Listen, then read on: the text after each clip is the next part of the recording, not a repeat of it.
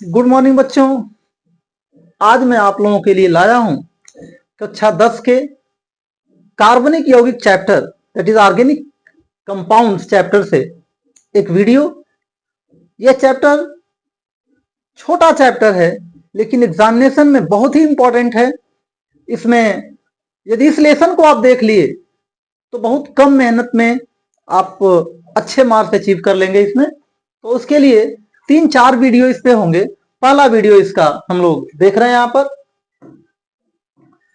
तो सबसे पहले हम लोग बात करें कार्बनिक यौगिक हैं क्या, और उससे भी पहले हम बात करेंगे कार्बन की।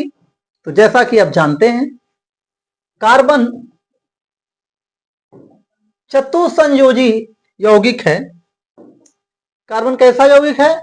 चतुसंयोजी यौगिक है। मतलब कि इसकी संयोजकता कितनी है? 4। कैसे होगी? तो एक बार आप लोग इलेक्ट्रॉन थ्योरी को याद कर लीजिए, इलेक्ट्रॉन विन्यास को याद कर लीजिए। तो कार्बन परमाणु क्रमांक 6 और इलेक्ट्रॉन विन्यास 2-4। ये वैलेंस इलेक्ट्रॉन 4, इसलिए वैलेंसी भी 4। और कार्बन किस प्रकार की संयोजकता करता है, किस प्रकार का बंध बनाता है?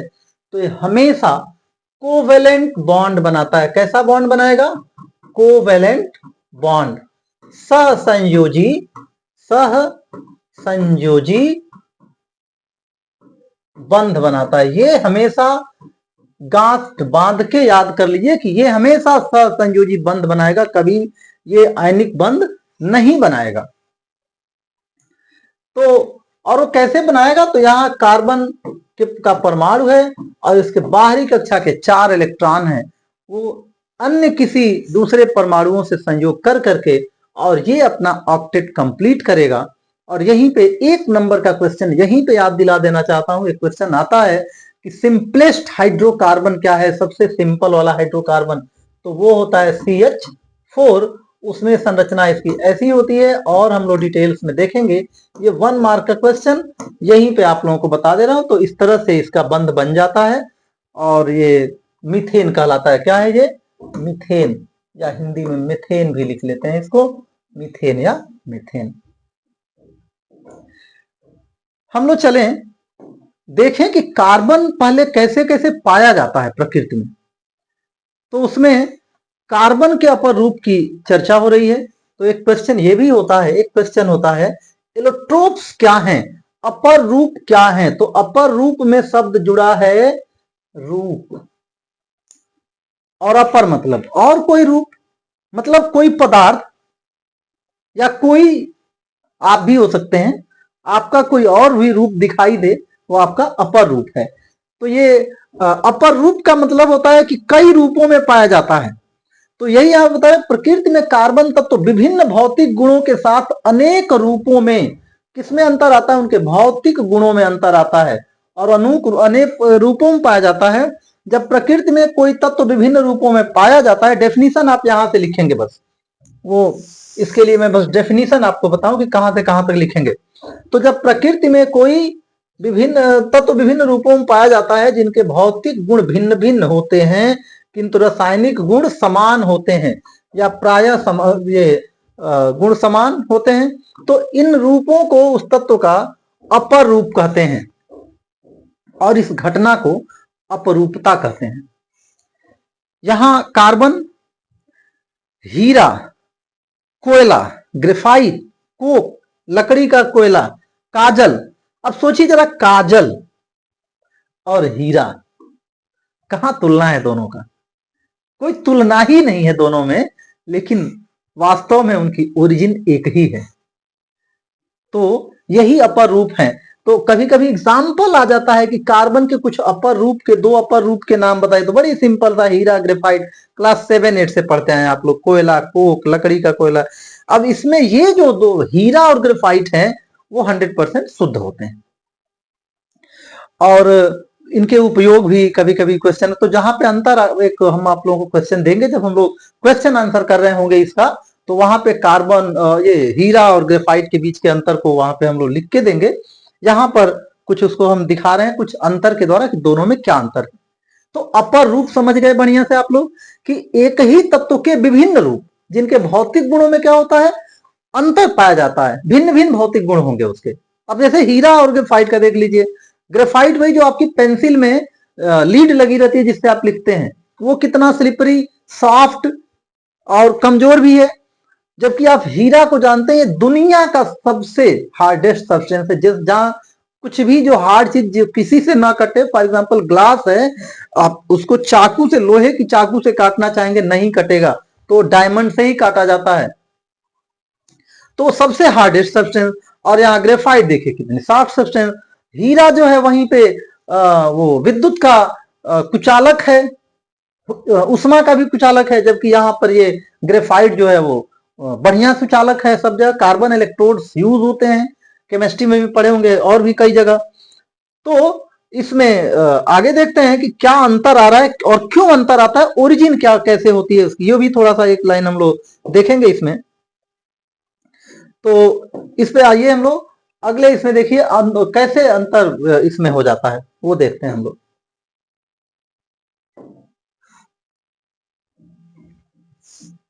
यहां देखिए ये दो संरचना, नाम मैंने इसलिए इसका नहीं लिखा हुआ हूं, दोनों संरचनाओं का अंतर देखिए। जहां डॉट है वही समझ लीजिए कि ये कार्बन है, ये डॉट जो है वो कार्बन है। यहां पर कहीं दिख रहा होगा कहीं नहीं दिख रहा होगा, यहां पर देखिए कार्बन, यहां पे और इन सबों में अंतर, कहीं पे कार्बन लग रहा है कि दो ही से जुड़ा हुआ है, लेकिन जैसे यहाँ पे नहीं दिख रहा है, लेकिन आगे औरों से जुड़ा हुआ है। तो ये है, ये आपका है हीरा और ये है आपका ग्रेफाइट। इनके क्रिस्टल ऐसे बने रहते हैं। यहां प्रत्येक कार्बन अपने आसपास के 4 कार्बन परमाणुओं से जुड़ा रहता है। कितने कार्बन परमाणुओं से? 4 कार्बन परमाणुओं से। और इसमें प्रत्येक जो कार्बन परमाणु है वो अपने आसपास के 3 कार्बन परमाणुओं से जुड़ा रहता है। यहां पर 4 ही बाहरी कक्षा में इलेक्ट्रॉन है, उसके चारों जुड़े हुए हैं। यहां पे 3 जुड़े हुए हैं, एक फ्री है, और वही जो फ्री इलेक्ट्रॉन है उसको मेटल जैसा कंडक्टर बना देता है।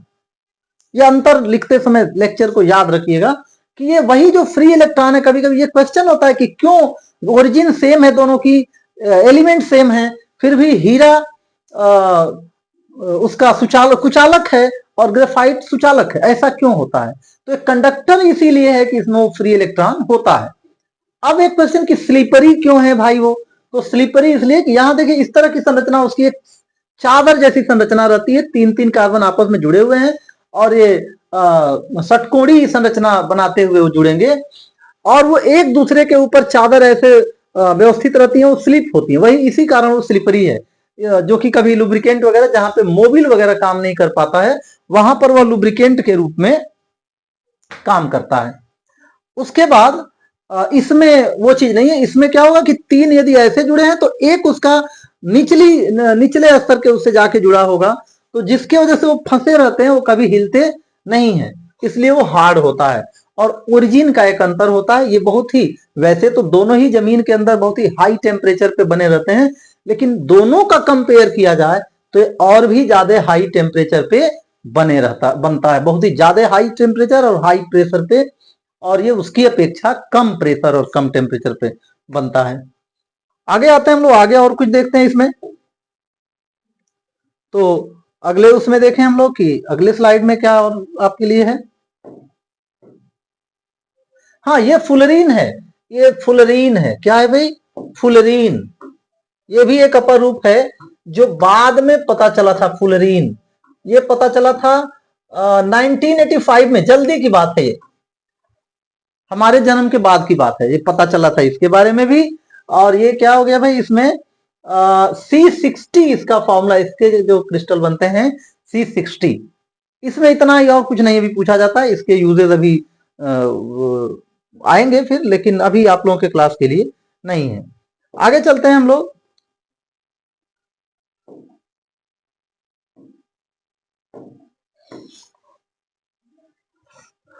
यही सारी बातें जो मुझको बताना था वो लेक्चर में बताया हूँ। ये सारी चीजें यहाँ पे हैं। हीरे में कार्बन का प्रत्येक कार्बन परमाणु 4 अन्य परमाणुओं के साथ आबंधित होता है, तो ये वही सारी चीजें हैं। तो ये सारी चीजें मैं बता चुका हूँ आपको, इसको एक बार पढ़ लीजिएगा आप लोग। वीडियो को रोक करके। आगे देखते हैं हम लोग। यस, अब यहां से बात चलेगी कार्बनिक यौगिक हैं क्या। वास्तव में 1815 तक सब लोग यही समझते थे कि जो भी कार्बनिक यौगिक हैं वो किसी जीवधारी से ही प्राप्त होते हैं। उसके पहले विभिन्न प्रकार के यौगिक बनाए जा सके थे प्रयोगशालाओं में, लेकिन संयोगवश कोई ऑर्गेनिक कंपाउंड अभी तक प्रयोगशाला में नहीं बनाया जा सका था।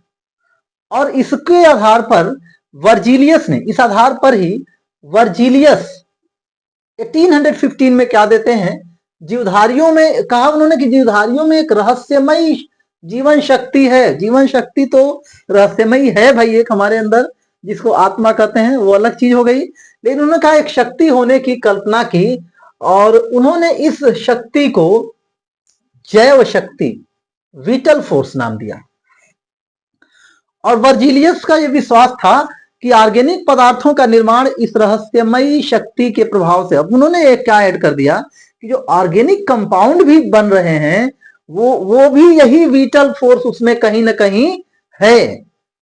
तो ये थी विटल थ्योरी ऑर्गेनिक यौगिकों की। उसमें यह कहा जाता था कि ऑर्गेनिक यौगिक क्या है, वे हैं जो किसी न किसी जीवधारी से प्राप्त हुए हैं, चाहे वो हो सके कि over the dead part of the living being, उसके जो अवशेष हैं उससे भी बने हों, अलग बात है, लेकिन कहीं ना कहीं जीवधारियों का उसमें योगदान है।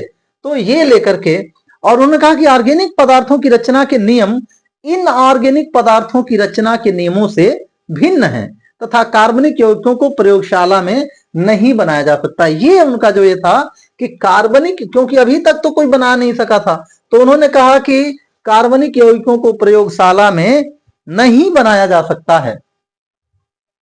ये उनका विश्वास था और यही इनकी थ्योरी थी, जैव शक्ति सिद्धांत वर्जिलियस के द्वारा दिया गया।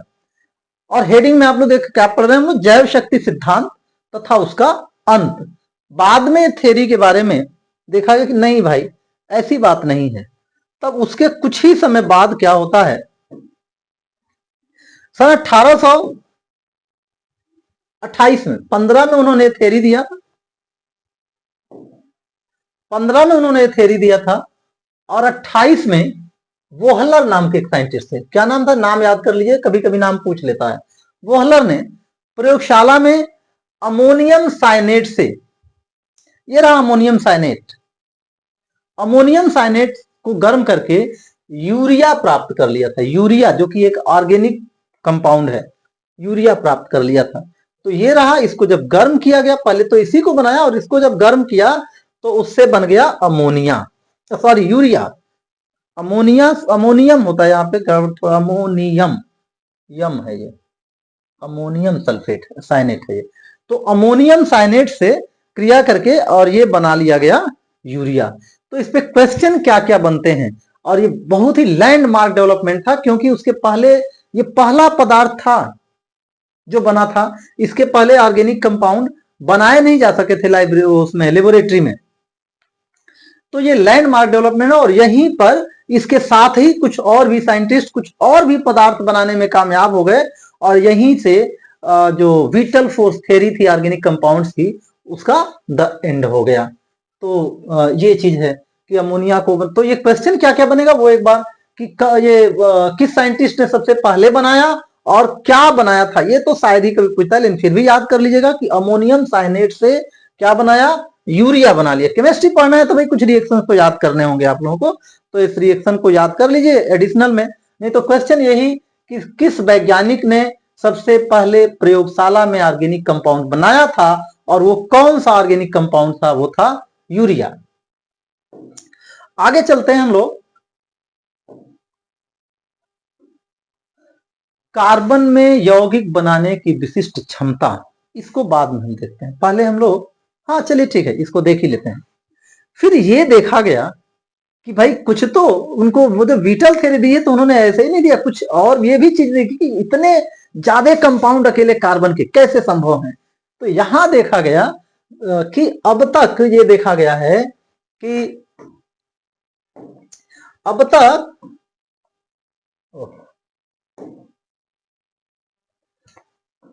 तक लगभग 30 लाख कार्बनिक यौगिक की खोज हुई। कार्बन की अकेले कार्बन की यौगिक कितने हैं भाई?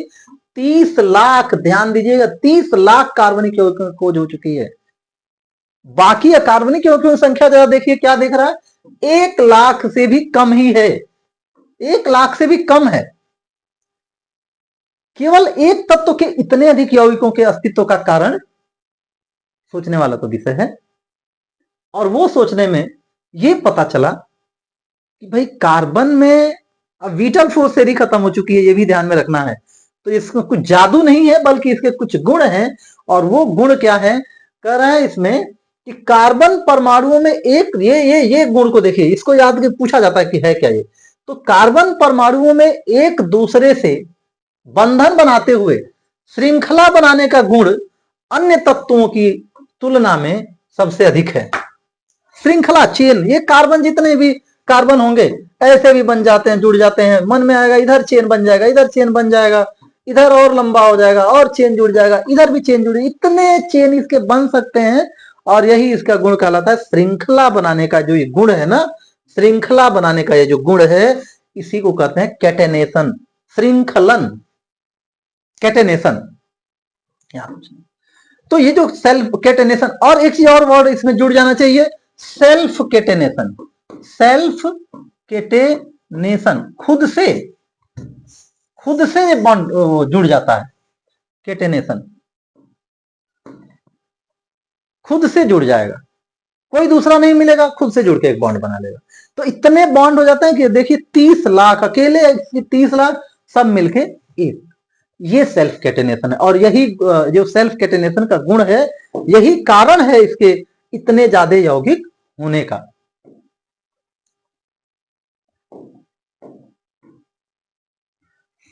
उसके बाद संतृप्त और असंतृप्त हाइड्रोकार्बन, अच्छा यहां पे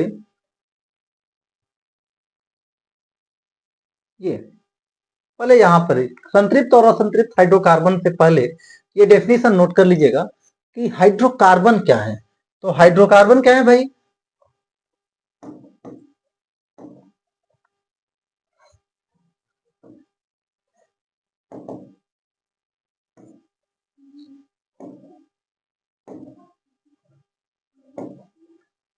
वे यौगिक जिनमें केवल कार्बन और हाइड्रोजन उपस्थित होते हैं, हाइड्रोकार्बन का अलग। कुछ डेफिनेशन मुश्किल नहीं है भाई, हाइड्रोजन है और कार्बन है और कुछ तो है ही नहीं। तो जिनमें हाइड्रोजन और कार्बन है वो क्या है? हाइड्रोकार्बन है। और हाइड्रोकार्बनों में उपस्थित परमाणुओं की सभी श्रृंखलाएं खुली या बंद हो सकती हैं, आगे हम लोग इस पर चर्चा करेंगे। हाइड्रोजन दो प्रकार के होते हैं, संतृप्त हाइड्रोकार्बन और असंतृप्त हाइड्रोकार्बन। तो यहाँ पे ये सब हम लोग डिस्कस करेंगे आगे। दो बातें बस यहाँ पे याद करिए कि ये क्या है। तो वे यौगिक जिनमें केवल कार्बन और हाइड्रोजन होते हैं, वे क्या होते हैं? हाइड्रोकार्बन होते हैं। परिभाषा को भी याद करना पड़ेगा। और उसके बाद फिर तब कार्बनिक यौगिक क्या हैं? तो भाई पहले जो विटल फोर्स थ्योरी तो याद करिए, वो तो कहती थी कि जो वे यौगिक जो जीवधारियों से प्राप्त हुए हैं, लेकिन अब वो बदल चुका है, वो थ्योरी समाप्त हो चुकी है। और तब है क्या ऑर्गेनिक कंपाउंड? तो जो हाइड्रोकार्बन है, कभी कभी उसमें से हाइड्रोजन को डिस्प्लेस करके कुछ और हाइड्रोजन के इतर कुछ और परमाणु उसमें जुड़ते हैं और उनको कहते हैं व्युत्पन्न, व्युत्पन्न यौगिक, उनके व्युत्पन्न यौगिक। तो हाइड्रोजन, हाइड्रोकार्बन तथा उनके व्युत्पन्न यौगिकों को संयुक्त रूप से कार्बनिक यौगिक कहते हैं। ये परिभाषा कार्बनिक यौगिक का याद रखिए कि हाइड्रोजन, हाइड्रोकार्बन तथा उनके व्युत्पन्न यौगिकों को संयुक्त रूप से कार्बनिक यौगिक कहते हैं। कार्बन के सिर्फ यौगिकों को कार्बनिक यौगिक नहीं कह सकते हैं, जैसे कार्बोनेट हैं, कार्बन डाइऑक्साइड है, कार्बन के और भी, तो ये सब नहीं है। हाइड्रोकार्बन उसमें होना जरूरी है, हाइड्रोजन और कार्बन, उसके सिवाय कुछ और भी उसमें आ जाए तो उसके व्युत्पन्न हो गए। इसीलिए ये डेफिनेशन सबसे सुटेबल होगा। और आगे चलिए हम लोग देखते हैं और क्या है भाई। संतृप्त असंतृप्त हम लोग बाद में पढ़ेंगे, डिटेल्स में पढ़ेंगे। क्वेश्चन जब जहां पे जब नेमिंग वगैरह होगा, संतृप्त हाइड्रोकार्बन में अंतर, ये भी बाद में देखेंगे हम लोग। ये भी बाद में देखने वाली चीज है। चलिए इस वीडियो में इतना ही। इसके अगले वीडियो में बताते हैं कि कैसे हाइड्रोकार्बन क्या है और उसका नामकरण पद्धति कैसे है, वो भी देखेंगे।